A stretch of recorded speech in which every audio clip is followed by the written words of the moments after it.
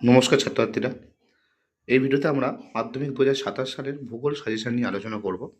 তো তোমরা যারা মাধ্যমিক 2027 সালে পরীক্ষা দেবে, তো এবছর তোমরা যারা মাধ্যমিকে পড়ছো তাদের জন্য ভিডিওটা খুবই গুরুত্বপূর্ণ।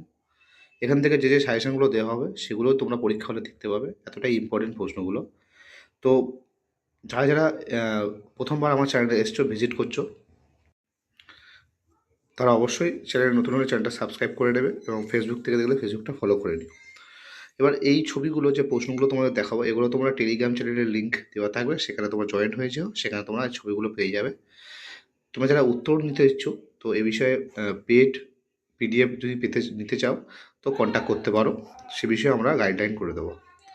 তো প্রশ্নগুলো খুবই ইম্পর্টেন্ট এবং লাস্টে তোমাদের ইম্পর্টেন্ট 5 নম্বরের প্রশ্নগুলো বলে দেবো, যেগুলো তোমাদের এবারের পরীক্ষার জন্য তো গুরুত্বপূর্ণই, প্লাস মাধ্যমিকের জন্যও গুরুত্বপূর্ণ। তো প্রথম প্রশ্ন দেখো কী নিয়েছি আমি এখানে, ষষ্ঠ ঘাতের সূত্র কাকে বলে।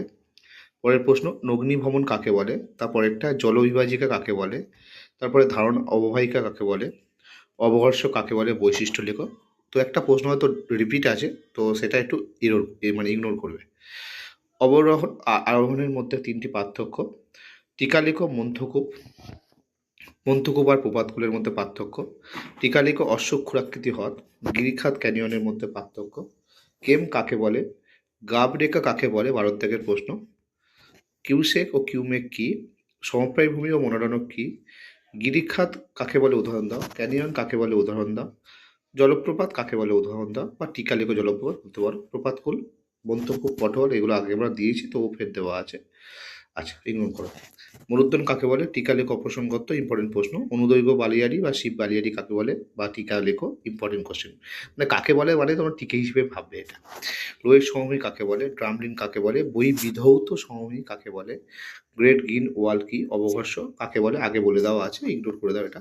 ফিয়ট কি, জলবিভাজিকা কি, পলল সমভূমি বা পললভূমি কাকে বলা হয়, খাড়ি কাকে বলে, ধনুকাকৃতি কাকে বলা হয়, ধনুকাকৃতি বদ্বীপ কাকে বলে, দুটি বৈশিষ্ট্য উদাহরণ দাও। এটা 2-এর জন্যও করতে পারো, 3-এর, মানে অ্যাকচুয়ালি 2-এর মধ্যে ঢোকানো আছে, অ্যাকচুয়ালি এটা 3-এর জন্য বেশি ইম্পর্টেন্ট।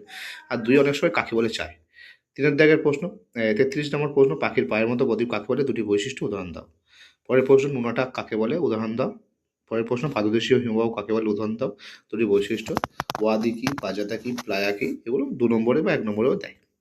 এবার আসছে 3 নম্বরের প্রশ্ন, খুবই খুবই গুরুত্বপূর্ণ প্রশ্ন। প্রথম প্রশ্নটা, অবরোহণ আরোহণের মধ্যে 4টি পার্থক্য। সব নদীর মোহনায় বদ্বীপ সৃষ্টি হয়, কিন্তু খুবই গুরুত্বপূর্ণ প্রশ্ন, স্টার মার্কস দেওয়া প্রশ্ন। নদীর মোহনায় বদ্বীপ কেন গড়ে ওঠে, অথবা বদ্বীপ সৃষ্টির অনুকূল অবস্থা লেখো, খুব খুব ইম্পর্টেন্ট। নিকবিন্দুতে জলপ্রপাত কেন সৃষ্টি হয়, খুব ইম্পর্টেন্ট কোশ্চেন। টিকা লেখো, স্বাভাবিক বাঁধ, খাড়ি, দুটো প্রশ্ন একসঙ্গে অ্যাড করে দেওয়া আছে, ইম্পর্টেন্ট কোশ্চেন। এই ধনুকাকৃতি বদ্বীপ, পাখির পায়ের মতো বদ্বীপ, যেটা আগে বলে দিয়েছিলাম, 2-এর জন্য ইম্পর্টেন্ট, 3-এর জন্য ইম্পর্টেন্ট। পরের প্রশ্ন, হিমশৈল কি, তার প্রভাব। হিমবাহের দুটি গুরুত্ব। মহাদেশীয় হিমবাহ ও উপত্যকা হিমবাহের মধ্যে পার্থক্য। রসেমতানের ডামলিনের মধ্যে পার্থক্য। মরুভূমি অঞ্চলে বায়ুর ক্ষয় কার্যের প্রাধান্য দেখা যায় কেন। টিকা লেখো, গৌড়, খুব ইম্পর্টেন্ট। বারখান ও শিবগালিয়ারের মধ্যে পার্থক্য। টিকা লেখো, বারখান, খুবই ইম্পর্টেন্ট প্রশ্ন, বারখান টিকা লেখো। অনুদৈর্ঘ্য বালিয়ারি ও তীর্য বালিয়ারির পার্থক্য, খুব ইম্পর্টেন্ট।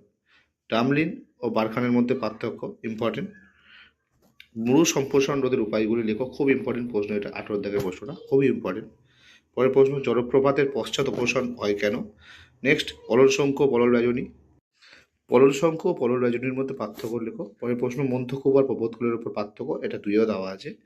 যুগান আর ইয়াদ্দানের মধ্যে পার্থক্য। পেডিমেন্ট ও বাজাদার মধ্যে স্পেলিং মিস্টেক আছে একটু, বাজাদার মধ্যে পার্থক্য। ইউ আকৃতির উপত্যকা বা হিমদ্বনি কাকে বলে, উদাহরণ দাও। পরের প্রশ্ন, ঝুলন্ত উপত্যকা, উদাহরণ দাও, খুব ইম্পর্টেন্ট প্রশ্ন। ল্যান্ড অফ ফিওট কাকে বলে, 2 নম্বরের জন্য দেয় বেশি, 3-এ দেওয়া আছে। ড্রামলিন, ইয়াদ্দাম, টিকা লেখো। ইনসেলবাজ কাকে বলে, উদাহরণ দাও। মেশা কি, এগুলো 3-এও দেয়, 2-এও দেয়। ক্যাসেল কাপিচ কাকে বলে, বালিয়ারি কাকে বলে, লোয়েস কাকে বলে, দুটি বৈশিষ্ট্য উদাহরণ দাও। ওয়াদি কি, উৎপত্তি বৈশিষ্ট্য, ওয়াদি কি, এর উৎপত্তি কীভাবে হয় ও বৈশিষ্ট্য একসঙ্গে দেওয়া আছে। বাজাদা কাকে বলে, উদাহরণ দাও। প্লায়াহ্রদ টিকা লেখো, প্লায়াহ্রদ টিকা লেখো। নদী উপত্যকা হিম উপত্যকার মধ্যে 3টি পার্থক্য, খুব ভালো প্রশ্ন।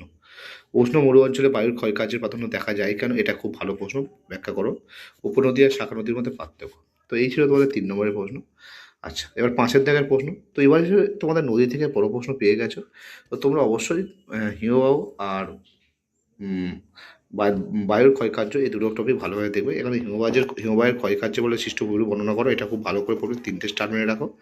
আর নদী দিচ্ছি না আর, আচ্ছা নদী পারলে করতে পারো, অসুবিধা নেই, তবে নদী পড়ার দরকার নেই। পরের প্রশ্ন, হিমবাহের সঞ্চয় কার্য বলে গঠিত 3টে ভূমিরূপ, এটা ইম্পর্টেন্ট 4টা। বাদবাকিগুলো করতেও পারো, মানে 2, 3 করতেও পারো, নাও করতে পারো। যদি করো তো বড় প্রশ্ন না আসলেও তোমার টিকা হিসেবে বা 2 নম্বরের প্রশ্ন বা 1 নম্বরের প্রশ্ন তোমাদের কাজে লেগে যাবে করে রাখলে। আচ্ছা, হিমবাহ জলধারা মিলিত সঞ্চয় কার্য বলে সৃষ্ট ভূমিরূপগুলি, খুব ইম্পর্টেন্ট প্রশ্ন এটা। এই প্রশ্নটা 5-এর দাগের প্রশ্ন। আচ্ছা, পরের প্রশ্ন, বায়ুর ক্ষয় কার্যের ফলে সঞ্চয় কার্যের ফলে 3টে ভূমিরূপ, আর বায়ুর ক্ষয় কার্য বলে 3টে ভূমিরূপ। খুব ভালো প্রশ্ন, দুটো প্রশ্ন। আর 9-এর দাগের প্রশ্ন, বায়ু প্রবাহ ও জলধারা মিলিত কার্য বলে 3টে ভূমিরূপ, চিত্র সহ আলোচনা করো। খুব ভালো প্রশ্ন। পরের প্রশ্ন, সুন্দরবনের ওপর বিশ্ব উষ্ণায়নের প্রভাব। আর 11 দাগের প্রশ্ন, বদ্বীপের শ্রেণীবিভাগ করো, তাদের উৎপত্তি গঠন আলোচনা করো। তো এই যে কটা প্রশ্ন বললাম নদী টপিকটা বাদ দিয়ে, বাদ বাকি প্রশ্নগুলো করলে এর মধ্যে তোমরা অবশ্যই 5 নম্বর কোণ পেয়ে যাবে। আমার বিশ্বাস মাধ্যমিক কোণ তো পাবেই, এই পরীক্ষায় তো অবশ্যই পাবে। তো এই ছিল প্রথম অধ্যায়ে তোমাদের 2, 3 আর 5-এর ইম্পর্টেন্ট কোশ্চেন। প্রথম অধ্যায় অনেকটা বড় অধ্যায়, অনেকগুলো পার্ট আছে। প্রথমে আছে তোমার অন্তর্জাত বহির্জাত প্রক্রিয়া, তারপরে আছে নদী, তারপরে আছে হিমবাহ, তারপরে বায়ু প্রবাহ, তার মরুভূমি, অনেকগুলো টপিক আছে। তো প্রত্যেকটা টপিক থেকে অনেক প্রশ্নই হবে। তো আশা করি তোমাদের ভিডিওটি ভালো লেগেছে। তো ভিডিও ভালো লাগলে ভিডিওটি লাইক করো, বন্ধুদের সঙ্গে শেয়ার করো। আর অবশ্যই আমি তোমাদের যে টেলিগ্রাম গ্রুপ আছে, টেলিগ্রাম চ্যানেল গ্রুপে আমি এই ছবিগুলো দিয়ে দেবো, তোমরা সেখান থেকে ডাউনলোড করে নিতে পারো। তো উত্তরের জন্য কোনো বিষয়ে কোনো সমস্যা থাকলে, উত্তর যদি তোমরা পেড উত্তর কিনতে চাও, তো অবশ্যই আমাকে এই যে প্রশ্নগুলো দেখছো এর উত্তর তোমাদের প্রোভাইড করে দেবো, এবং লেভেলের উত্তর হবে। আর তোমরা যদি কেউ ডেমো দেখতে চাও সেও বলতে পারো, ডেমো দেখিয়ে দেবো। ওকে, তো আজ এ পর্যন্ত, দেখা হচ্ছে পরের ভিডিও নিয়ে। ধন্যবাদ।